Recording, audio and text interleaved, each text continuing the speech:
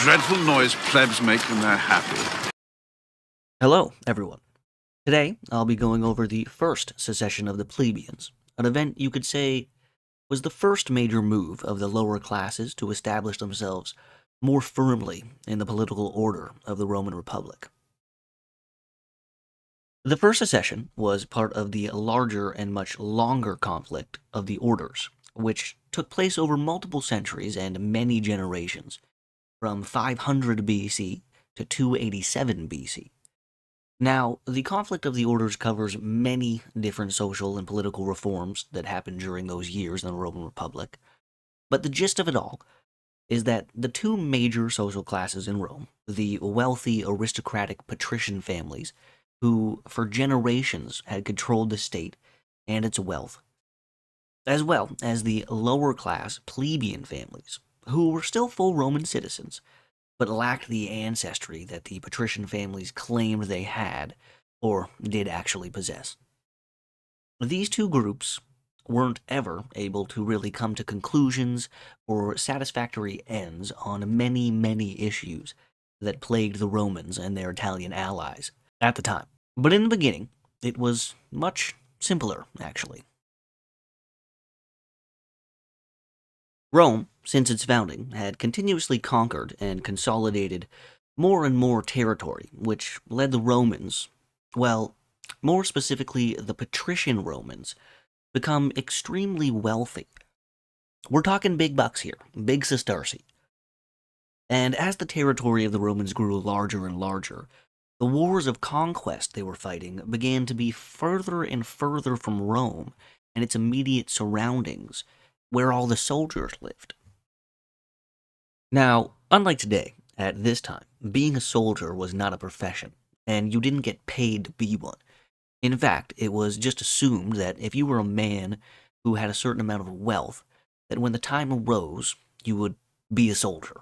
If you were able to afford a decent set of armor and weapons, and possibly if you were part of the wealthier class, maybe even a horse, you would enroll in the army when called for. And that was how Rome at this time fought their wars. With an army made up of citizen soldiers, who the bulk of consisted of farmers and men from the plebeian class, while the officers and higher ranks of the army were filled up with patrician nobles and their sons. These men would at first only spend the campaigning season from around early spring to late fall in the ranks of the army, traveling around to wherever they were needed, or wherever their commanders ordered them to go. And at the end of those months, they would be released from service, given whatever loot or booty that was promised to them, if they even got any at all. Then they would all head back to their various villages and towns, and ultimately their homes, to bring in the harvest and prepare themselves and their families and communities for the long, cold winter. But at this time in Rome, the people they were fighting and the lands they were fighting in were much farther away than they used to be. It's no longer just crossing over the Tiber River and going to raid some Sabine settlements, and maybe go rampaging through some Etruscan territory, and we'll all be back before the first snowfall. No, now the Romans were looking farther afield, and not just to do some raiding, but to conquer these lands and these peoples, and bring them under the influence of Roman power. And having your army go home every single winter isn't very conducive for doing that. Because all the people you just pushed out of the territory you took, well, they're not just going to go, well, darn, we lost last summer, so I guess our ancestral homeland is theirs now. No, they're just going to move right back in, and the men who escaped death or enslavement in the battles the year before will just come right back, and you'll have to fight them all over again, in the same land you fought them for last year. So, naturally, the Roman Senate and the consuls leading these armies began to keep their men in the field for longer and longer periods of time, eventually culminating in men being absent from their homes and their farms for years and years at a time. And over the decades of war and conquest by the Romans, the men who did the bulk of that hard work began to become poorer and poorer. After returning home from lands far away, they'd find that in their absence, their families and their farms had fallen into disrepair. Almost all came home to find a plot of land that was no longer prosperous, but in fact would cost way too much money to even try to get going again. With no cattle or seed or chickens, I mean, hell, not even a dog. The land hasn't been tilled and worked in years. The tools you used to use have fallen apart or become broken when your wife or young children try to use them. Or just straight up stolen from you. Actually, you'd be lucky if your wife was still there when you came back and hadn't been taken into the home of a wealthy aristocrat as a slave to pay for the debts the family had incurred when you were gone. So many of these men, without any other option really, sold their farms for much less than what their true value was and headed into the city. Some men came home to find their farms already taken over by a wealthy patrician family and had no way to even begin to try and take it back. And pretty much all of them had debts, which of course they were unable to pay back. Actually, at this time, usury was a major problem in Rome. The wealthy men of Rome would take advantage and prey on the already indebted and poor, or they would give out loans and then put something like 40% interest on it. And because the plebeians had nobody to tell and complain to, of the abuse that they were facing, that's just how it was. But things like this can only carry on for so long, before even the lowest of the low rise up and say, enough is enough. And usually, all it takes is for the kids of the low to be affected. And you can bet that many of these men who would have fought and sacrificed for Rome were beginning to see their own families go hungry and homeless. It was in the year 495 BC that after another Roman victory, this time over a coalition of Latins at the Battle of Lake Regillus, that word traveled into the city of Rome that the Volsci tribe, an Italian tribe of peoples inhabiting the south of Latium, where in marshy and hilly lands, they formed their own little state, and for several hundred years they were one of Rome's fiercest and most formidable foes. Until in the 300s BC, when their land and people were finally fully assimilated and into the growing power of the Roman Republic. Little side note here, while researching the Volsci, I learned that Augustus, like Octavian Augustus, the first emperor of Rome, he actually came from Volscian descent. So, I mean, it doesn't matter at all. I just thought it was cool. So, anyways, back on track here. In 495 BC, news made it to Rome that the Volsci were preparing for war, and actually, they had apparently allied themselves with the Latins for the year of 496 BC, but were too slow getting their army together and missed the whole battle, and couldn't come to the aid of the Latins.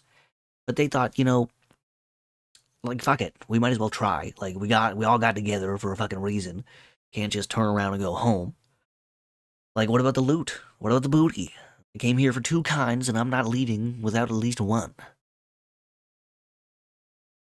So back in Rome, the consul Publius Servilius Priscus Structus gathered together a force of men and marched into the Volscian territory, where immediately the Volsci surrendered and were so scared of the Romans that it said they gave up about 300 children from the leading families of the Volsci to be taken as hostages. But then, after that, apparently the leaders of the Volsci went to the Hernici, another Italian tribe, and allied themselves with them against Rome, and also tried to send ambassadors to the Latins. The Latins, though, having just been defeated by the Romans, were furious that the Volsci would even try and lure them into another fight against Rome, and they tattled like little bitches. They handed over the Volscian ambassadors to Rome, which we can only assume it didn't end well for those guys. And then told them all about the plan of the Volsci and the Hernici to come together and attack the Romans. Because of that, the Roman Senate was so thankful and happy, apparently, with the Latins, that they let go 6,000 Latin prisoners living under Roman rule, and allowed them to return to their homes and villages, and live amongst their own families and In return, apparently the Latins are said to have sent back a golden crown and donated that to the temple of Jupiter Optimus Maximus. Now, this story, it doesn't make sense to me, because the Volsci, who missed the first battle and now would have less allies on their side, chose to continue to head towards Roman territory. But when confronted by a consul and his army, immediately gave up and were so scared that they gave up 300 of their kids as hostages, only to turn around and very shortly after giving up their kids, their future, basically, they apparently ally themselves with another tribe and want to fight Rome again, which makes zero sense at all. You already gave the enemy pretty much everything you hold dear, so there's nothing really to fight for, and if you try to fight all the Romans have to do is, well, they have your kids. So, good luck. In my head, I'm thinking that this story could possibly be made up, and that later on, after the fact, the Romans came up with this story of the Volsci as a justification as to why they conquered and enslaved these people that they had lived beside for generations. We didn't go into your lands and beat you because we wanted to. We had to because y'all just kept trying to come after us. So we just did the prudent thing and, we got rid of the problem altogether. Back on track now. It was sometime after this little foray into a Volscian territory, that the soldiers and citizens of Rome began to speak up a little bit about the difficulties they were all dealing with in the face of rising debts, and the fact that they were given severe punishments, like being beaten or imprisoned for not even being able to pay off, moneylenders. This time is where the famous account of Livy, of a former army officer who came to the forum one day with his clothes in tatters and his hair long and beard dirtied, with his body looking skinny and malnourished. Even though he looked terrible, many people recognized this man as a warrior, and they recalled all the deeds he had performed in battle, while he displayed the scars he had to prove it. He then told the people gathered around him of how he ended up like this. It was during the wars with the Sabines. The Sabines had destroyed his farm, burned down his home, and stolen everything he had. And that while this was happening, a tax was put on him that obviously he couldn't afford, so he had to borrow money. But due to usury on account of the moneylenders, over time he had been forced to give up his farm, his father's farm, then eventually his grandfather's farm, until he could pay no more. And that when the creditors arrested him and brought him to a private prison where they beat and tortured the man and threatened him with death if he didn't pay. And when he showed the now growing crowd the whip marks on his back, the crowd grew enraged. Men and women from all around the city who were in debt flocked to the mass of angry people, where they found the people willing to take them in, protect them against the abuses of the creditors. And in the forum, a large and unruly crowd began to mass. When this was made known, the two consuls of that year went to the forum. Again, Publius Servilius Prictus Structus and Appius Claudius Sabinus Regilensis, who, by the way, was the founder of the famous Claudii family, who from the earliest times of the Roman Republic till the end of the Western Empire were always a part of the upper classes and held important roles in the government throughout the Republic and the Empire. These two men found the forum packed with angry plebeians, demanding that the Senate be convened so that they could debate on and consider what to do about the massive amount of debt the plebeians had. But because so many senators refused to come to the Senate House out of fear of the mob, the plebeians began to think that the Senate wasn't going to convene or even do anything about their problems. To them, it was like they were completely being ignored, and it was only at the last moment, on the threats of real violence breaking out, that finally the senators came together in the Senate House. But even so, senators couldn't come up with any ideas on how to deal with this problem. Appius, Claudius, he wanted the authority to deal with the plebeians in a harsh way and to punish them, while Servilius said that, some concessions should be given to the people. Now, it couldn't have been better timing, or worse, I guess it depends on how you want to look at it. But a group of Latin horsemen showed up in Rome, announcing that a Volscian army had entered their lands and was raiding it, and they would really, really like it if the Romans would come and help them out.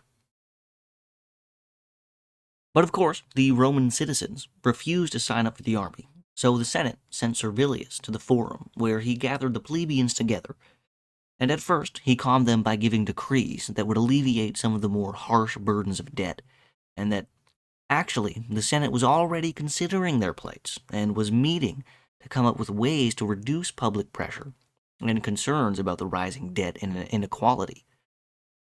It's just that they were interrupted by this news of this invasion, and they really need to deal with this before they can deal with your problems. He also announced an official edict claiming that no Roman citizen should be imprisoned for not enrolling to fight, and that anyone who does enroll, that as a soldier during his service, his property and goods were untouchable, and that his family was also untouchable and could not be arrested while they were away. After this edict was announced, the debtors who had been imprisoned by their creditors were released, and many of them enrolled in the army, and in doing so, caused a great many other men to follow their lead and enroll as well, and take the military oath. When these men were done, Servilius led the army out to face off against the Volsci. After leading the Roman army out of the city, Servilius tracked down the Volscian forces and erected a camp just a short distance away from them to spend the night.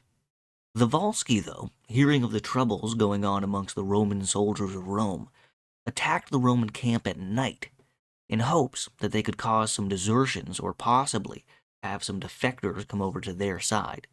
But this daring night raid was repulsed by the Romans, who held strong throughout the night. Undeterred by their failure the night before, the Volsci launched an all-out attack on the ramparts of the Roman camp the next day, bringing earth up to the trenches and filling them in so that they could reach the walls. Servilius held his men back, actually allowing the attackers to destroy a portion of the ramparts and the walls, until he saw the moment that he was looking for and ordered his men to charge in an all-out attack. The Romans charged forward, and in that first clash the Volsci were defeated and pushed back out of the camp. The Romans didn't stop, though, pursuing the fleeing Volsci men all the way back to their own camp, where they surrounded, destroyed, and plundered it. And even then, the Romans weren't finished. They chased the last remaining survivors all the way to the town, a Latin town, of Susa Palmitia, where again they surrounded the town, took it, and then plundered that town of all its wealth as well. There were further military actions going on that happened against the Sabines and the Aurunci as well at this time, but those stories don't need to be told to continue this one. But if you'd like to hear about those, let me know. I plan on covering the Sertorian War after this, but I could start looking into those events a little bit if anybody's interested. Anyways, with their lust for loot and blood satiated, the Roman army returned home in glory, and in anticipation that the Senate was getting ready to listen to their demands and give in concessions and to make reforms to help the population out. But Appius Claudius had other ideas. When the army returned, he made several decrees repealing what Servilius had said, and the debtors who had previously been released from prison were arrested again. And also, even more people were imprisoned due to debt. It said that one soldier tried to appeal to Servilius himself, and a crowd gathered around him, with all the people reminding him of the promises he had made them, and that it was time for him to bring this matter to the Senate. But with the patricians all on the side of Appius, Servilius was really, honestly, between a rock and a hard place, and in the end was able to do nothing for the people. This event earned him the distrust of both parties, with the Senate and patricians believing him to be a populist, and the people thinking that he had betrayed their trust. At the same time, Appius and Servilius were also trying to decide which of the two of them would dedicate a new temple to the god Mars after their victories in the battles against the Volsci. So the Senate actually decided to refer the choice to the people or to the popular assembly, and to spite the Senate and the consuls, the people gave the honor to a military officer from one of the legions named Marcus Latorius. And of course, this pissed off the Senate and Appius Claudius to no end, but they couldn't do anything about it.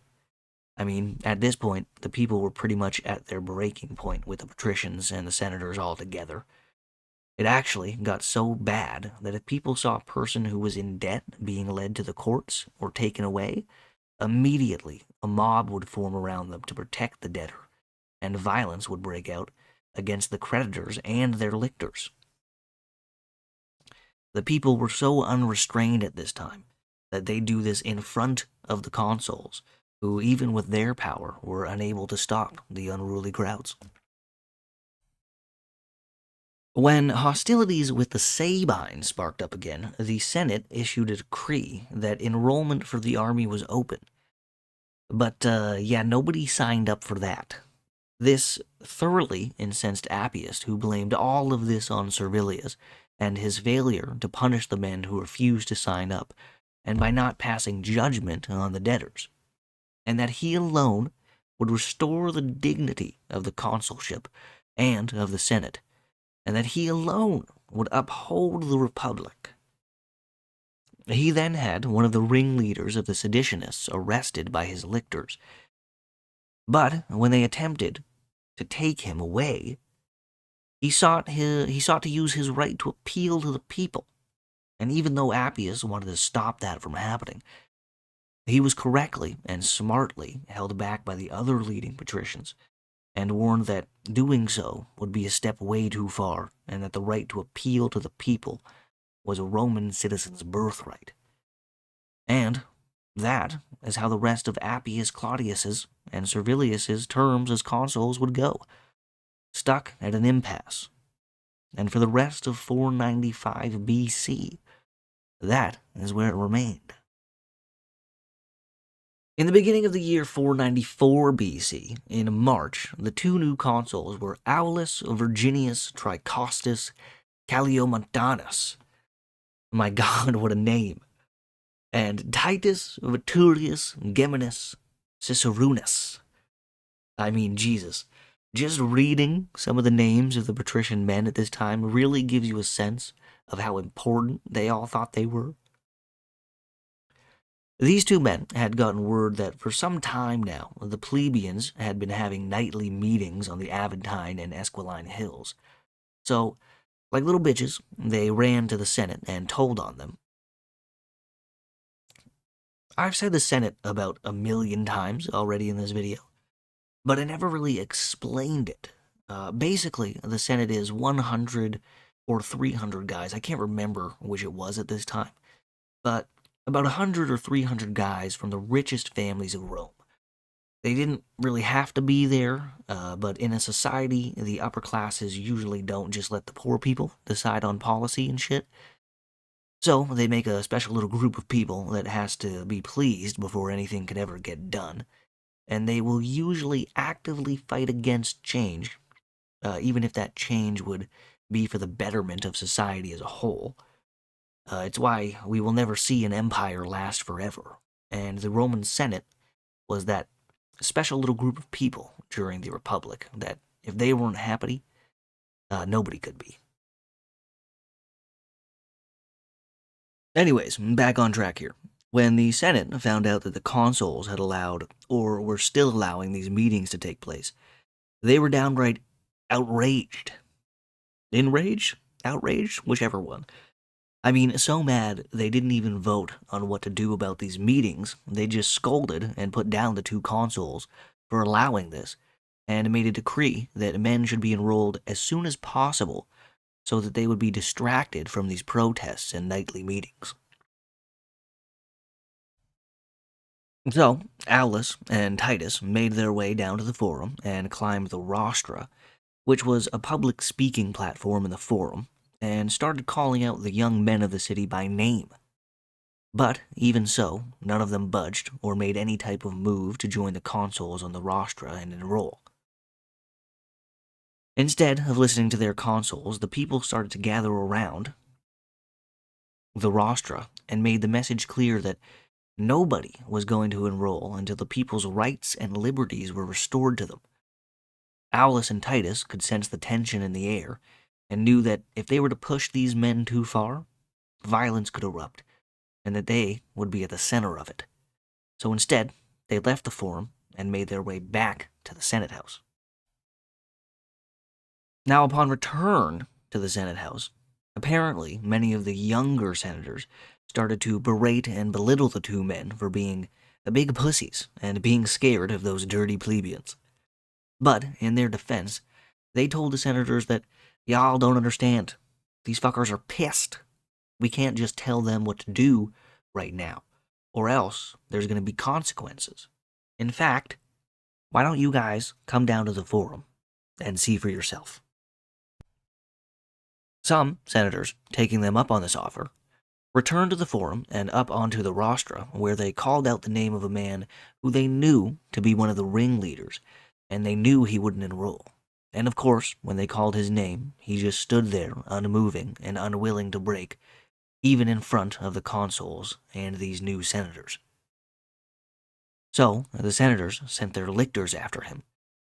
But the man was surrounded by his own supporters, and they held back the lictors, which in turn enraged the senators even more, to the point where they actually left the rostra and tried themselves physically to help the lictors detain the man until they too were pushed back by his friends and supporters. Now, this situation was headed for violence, and very quickly, until Titus and Aulus, the consuls, managed to step in and use their consular powers to get the two sides to step back from one another. After managing to assuage the crowd and the senators, Titus and Aulus called for the Senate to meet again, where the men who were just involved in the scuffle down in the forum wanted a criminal inquiry to take place. But with all the yelling and arguing and fighting amongst the senators, nothing came of that. The unruliness of the Senate got so bad that finally Titus and Aulus began to upbraid the senators for acting just as bad as the people in the forum were acting. And finally, 3 propositions were put forward to vote on. Appius, the consul from the previous year, stated that the reason why the people had been so rebellious and unfearing of any consequences is because the right to appeal to the assemblies, and that a dictator should be appointed, so that the people couldn't appeal to any assembly, and the dictator could just, order them all to enroll. Titus Larkius, another senator, proposed that, hey guys, maybe we should just do something to help out the plebs with their debt and stuff. Like, the whole reason why we're in this situation is because they're getting screwed by debts and shit. So let's just, chill out, maybe cancel some debts, allow others to work them off in a more manageable time.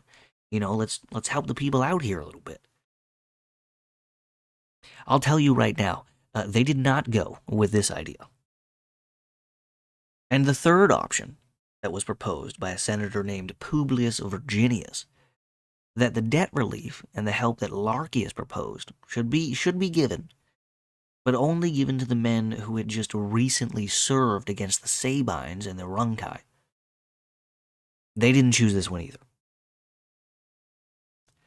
No, they went with Appius, of course, and appointed a dictator, Manius Valerius Maximus, who was the brother of the famous Publius Valerius Publicola, who was one of the leading aristocrats back in 509 BC, who helped to overthrow the monarchy and start the republic.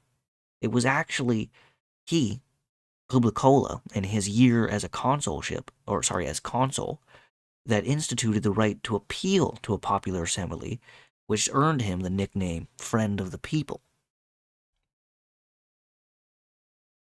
Now, with the war looming on the horizons against three different opponents, the Sabines, the Aquii, and the Volsci, Manius had to do something quickly. So he announced a decree that was in effect the same decree that Servilius had given the last year, and again, the people fell for the ruse and signed up for the army. 10 full legions were raised, and the two consuls each took 3 legions, while Manius took 4 legions with him to deal with the Sabines.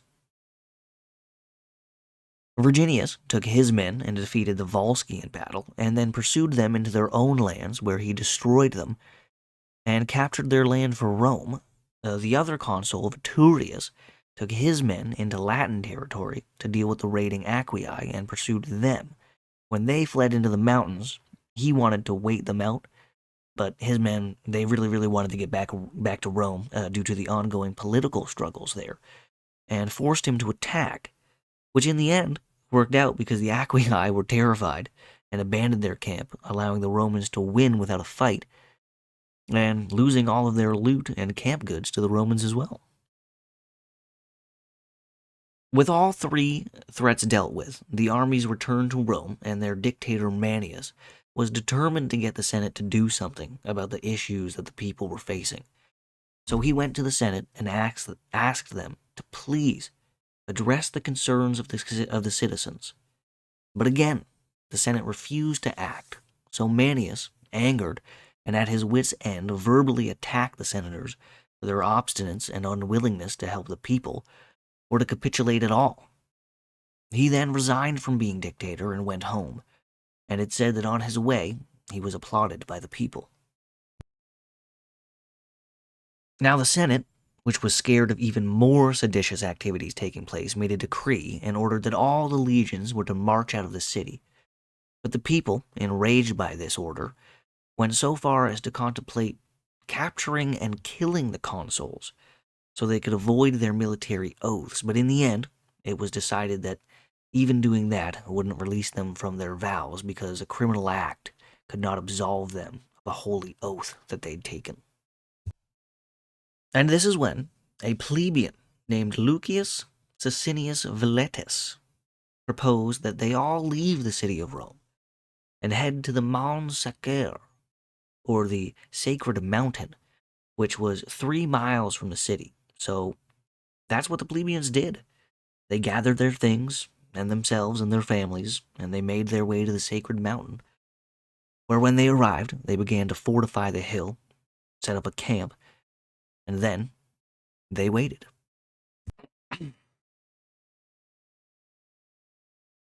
The Senate, fearful of what the plebeians would do next, finally acquiesced and sent a former consul, Menenius Lenatus, to negotiate with the men on the Sacred Mount. But when Menenius got there, he began by telling the people gathered there about a story. This is where the story about the human body parts all being important to one another, and that if one part didn't do its job, the rest of the body suffered. But when all parts worked together, the body could keep itself strong and healthy. Of course, he was using this story as an allegory for the Republic, and it seemed to work on the plebeians, because when he was done, he asked the plebeians to send envoys with him back to the Senate to negotiate terms of reconciliation. The plebeians sent Marcus Decius, Spurius Iclius, and Lucius Junius Brutus, who I believe is the same Brutus who overthrew his uncle, but I can't verify that. I tried to check, but I couldn't really find out if that was true or not, so don't hold me to that.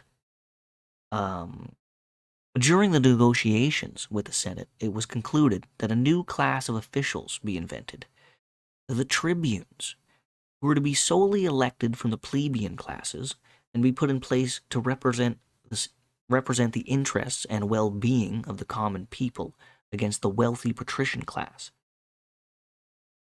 There were to be 5 tribunes, and all made sacrosanct, meaning they were protected by law and by the gods from physical harm from anyone, and harming them was punishable by death. And with that, the end of the first secession of the plebs came without bloodshed. Of course, Rome and its people still had many, many generations to go before the battles between the patrician and the plebeian classes were over. In fact, it never really ended. Even with the fall of the Roman Empire, we still have issues amongst the different classes of wealth in our societies today. So I guess it just goes to show that if there's a way to exploit people, somehow, some way, the upper classes will. And that if we all as a working class don't stay vigilant against the corruptions and abuses of power, we could find ourselves under the boot of a class of people who think very little of the less wealthy and lower classes. And again, even though this was the end of the first secession of the plebs, there was multiple more to come.